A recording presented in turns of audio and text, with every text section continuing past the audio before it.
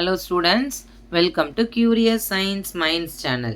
இந்த வீடியோவில் நம்ம பார்க்க போகிறது standard 9th science chemistry chapter number 11 atomic ஸ்ட்ரக்சருங்கிற டாப்பிக்கில் problem number 3 it is on page number 130.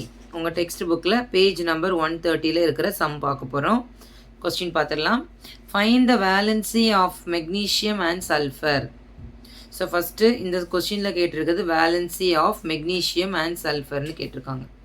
So first valency தெரியணும் அப்படின்னா நமக்கு இந்த எலமெண்ட்டோட எலக்ட்ரானிக் கான்ஃபிகரேஷன் என்னன்னு தெரியணும். எலக்ட்ரானிக் கான்ஃபிகரேஷன் எழுதுனதுக்கு அப்புறம் தான் வேலன்சி என்னன்னு கால்குலேட் பண்ணணும். ஓகேவா? ஸோ வேலன்சி அப்படிங்கிறது என்ன அப்படின்னா combining capacity of an element. ஒரு பர்டிகுலர் எலமெண்ட் வந்து எவ்வளோ எலக்ட்ரான் வந்து அது அடுத்ததோட கம்பைன் ஆகும் அப்படிங்கிறது தான் அதோட வேலன்சி. ஃபார் எக்ஸாம்பிள் இப்போ நீங்கள் பாருங்கள், நான் இப்போ வந்து ஹைட்ரஜனோட ஸ்ட்ரக்சர் வரைகிறேன். ஸோ நமக்கு தெரியும் ஹைட்ரஜனுக்கு அப்படி தெரியும். அதுக்கு முன்னாடி ஃபஸ்ட்டு அதோட அட்டாமிக் நம்பர் நமக்கு தெரியணும். ஹைட்ரஜனோட அட்டாமிக் நம்பர் நமக்கு என்ன அப்படின்னா 1. லைட்டஸ்ட் எலமெண்ட் ஹைட்ரஜன், அதோட அட்டாமிக் நம்பர் 1. அப்போ number of protons 1, number of electrons 1. So நமக்கு தெரியும் சென்டரில் நியூக்ளியஸ்க்குள்ளே ப்ரோட்டான் இருக்குது. ஹைட்ரஜனுக்கு there is no neutron. So first ஷெல்லில் எவ்வளோ எலக்ட்ரான்ஸ்க்கு இருக்கும்? எலக்ட்ரானிக் கான்ஃபிகரேஷனில் 2n² ஃபார்முலாவில் 2 எலக்ட்ரான்ஸ் இருக்கும். ஆனால் ஹைட்ரஜனுக்கு இருக்கிறதே எவ்வளோ எலக்ட்ரான் தான்? ஒரு எலக்ட்ரான். அந்த ஒரு எலக்ட்ரான் இதில் ஃபில் ஆயிடுச்சு. கரெக்டாக? அப்போது இதோட கான்ஃபிகரேஷன் என்ன? ஒன்லி 1. கரெக்டாக? இப்போது இந்த ஃபஸ்ட்டு ஷெல்லு கம்ப்ளீட் ஆகணும் அப்படின்னா இதுக்கு இன்னொரு எலக்ட்ரான்ஸ் இருந்தால் தான் அது என்ன ஆகும்? கம்ப்ளீட் ஆகும். அப்போது இந்த எலக்ட்ரான் என்ன ஆகும்? ரெடியாக இருக்குது நான் கம்பைன் பண்ணுறது, யாராவது யார் கூட ஜாயின் பண்ணுறதுக்கு. அப்போது இதில் ஹைட்ரஜனோட வேலன்சி என்ன அப்படின்னா 1. ஸோ அதாவது இன்னும் ஒரு எலக்ட்ரான் இருந்தது அப்படின்னா இது என்ன ஆயிரும்? ஃபுல் ஆயிரும். இந்த ஃபில் ஆகிறதுக்கு எவ்வளோ எலக்ட்ரான்ஸ் வேணுமோ அதுதான் அதோட வேலன்சி. கிளியரா? சரி, இப்போ நம்ம இந்த சம் ஆஃப் சொல்யூஷன் பார்த்துடலாம். Solution: find the valency of magnesium and sulphur. First நான் எழுத போகிறது எலக்ட்ரானிக் கான்ஃபிகரேஷன். எலக்ட்ரானிக் கான்ஃபிகரேஷன் எழுதினா தான் நம்ம அடுத்தது எழுத முடியும். ஸோ எலக்ட்ரானிக் கான்ஃபிகரேஷன் எழுதணும் அப்படின்னா ஃபஸ்ட்டு மெக்னீஷியத்தோட அட்டாமிக் நம்பர் எழுதணும். So atomic number of magnesium is equal to 12.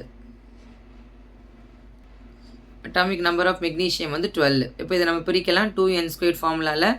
First ஷெல்லில் 2 எலக்ட்ரான்ஸ் வந்துருச்சு. செகண்ட் ஷெல்லில் 8 எலக்ட்ரான்ஸ். இப்போ 2 + 8 10. பேலன்ஸ் நமக்கு எவ்வளோ இருக்குது? 12 10 போயிடுச்சுன்னா பேலன்ஸ் 2. கரெக்டாக? இப்போ பார்த்தீங்கன்னா இதான் இதோட electronic configuration of magnesium. So இந்த கான்ஃபிகரேஷனில் நீங்கள் பாருங்கள், ஃபஸ்ட்டு ஷெல்லு கம்ப்ளீட் ஆயிடுச்சு. இதில் 2 தான் இருக்கணும், 2 கம்ப்ளீட் ஆயிடுச்சு. அடுத்த ஷெல்லில் 8 இருக்குது, 8 கம்ப்ளீட் ஆயிடுச்சு. ஆனால் அடுத்த ஷெல்லில் டோட்டலாக நமக்கு எவ்வளோ எலக்ட்ரான்ஸ் இருக்கணும்? 8 இருக்கணும். ஆனால் இதில் எவ்வளோ தான் இருக்குது? 2 தான் இருக்குது. அப்போது அதோட வேலன்சி எவ்வளோ அப்படின்னா 2. Valency of magnesium is equal to 2. ஏன் 2 சொல்கிறோம் அப்படின்னா இந்த 2 எலக்ட்ரான் வந்து இது அடுத்ததோட கம்பைன் ஆயிடுச்சு அப்படின்னா இந்த எலக்ட்ரான்ஸ் ஃபுல்ஃபில் ஆகிருக்கும். அதாவது அந்த ஷெல் வந்து கம்ப்ளீட் ஆனால் அது ஃபில்டுன்னு அர்த்தம். ஃபில் ஆகாமல் இருக்கிற எலக்ட்ரான்ஸ் என்ன பண்ணோன்னா எப்படியாவது அடுத்தது கூட ஜாயின் பண்ணி நம்மளை ஒரு இது ஜாயின் பண்ணிக்கணும்னு தான் நினைக்கும். அந்த மாதிரி எவ்வளோ எலக்ட்ரான்ஸ் இருக்குது அப்படின்னா மெக்னீஷியத்தில் 2. ஸோ அப்போ அதோட வேலன்சி எவ்வளோ அப்படின்னா 2. கிளியரா?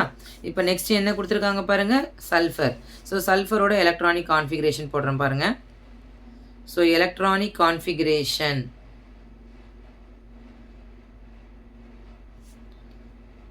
Of sulphur. ஸோ சல்ஃபரில் நமக்கு எலக்ட்ரானிக் கான்ஃபிகரேஷன் போடணும் அப்படின்னா ஃபஸ்ட்டு அதோட அட்டாமிக் நம்பர் எழுதணும். So atomic number of sulphur which is equal to 16. அதுக்கு ஃபஸ்ட்டு நம்ம அட்டாமிக் நம்பரை மெமரி பண்ணாதான், அதை மெமரி பண்ணி தான் ஆகணும். ஓகேவா? So atomic number of sulphur வந்து 16. இப்போ இந்த 16 பிரிக்கலாமா? பாருங்கள், ஃபஸ்ட்டு ஷெல்லு 2 எலக்ட்ரான் போட்டாச்சு. நெக்ஸ்ட் ஷெல்லு எவ்வளோ இருக்கணும்? 8 போட்டாச்சு. 2 + 8 10. பேலன்ஸ் எவ்வளோ? 6. கரெக்டாக? அடுத்த ஷெல்லு 6. இப்போ நம்ம வேலன்சி அப்படிங்கிறது 6ன்னு எழுதக்கூடாது.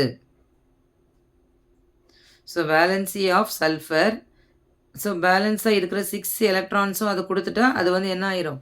ஸ்டேபிள் ஆயிரும். ஆனால் வேலன்சி நமக்கு 6ன்னு போடக்கூடாது. We have to minus from 8. ஏன் அப்படி 8லேருந்து மைனஸ் பண்ணணும் அப்படின்னா ஒரு ஷெல்லில் 8 எலக்ட்ரான்ஸ் இருந்தால் அது கம்ப்ளீட் ஆகிரும். ஸோ கம்ப்ளீட் ஆகிறதுக்கு தேவையான எலக்ட்ரான்ஸ் வந்து 8. அப்போ அந்த 8லேருந்து நம்ம 6ஐ மைனஸ் பண்ணணும் அப்படின்னா அந்த லாஸ்ட்டை we can get the valency 2. அப்போ valency of sulfur is equal to 2. So valency எப்போவுமே 0, 1, 2, 3, 4 தான் இருக்கும். அதுக்கு மேலே இருக்காது. அதுக்கு மேலே நமக்கு போயிடுச்சு அப்படின்னா we can minus from 8. So அப்போ வேலன்சி ஆஃப் சல்ஃபர் எவ்வளோ ஆன்சர் அப்படின்னா 2. ஸோ ஃபஸ்ட்டு எலக்ட்ரானிக் கான்ஃபிகரேஷன் படிக்கணும். அதுக்கு 2n² ஃபார்முலா போடுங்க. அந்த ஃபார்முலாவிலேருந்து தான் நம்ம சப்ஸ்டியூட் பண்ணுறோம். ஒன்று ஒன்றா போடும்போது ஈஸியாக நம்ம கண்டுபிடிச்சிக்கலாம். Clear children?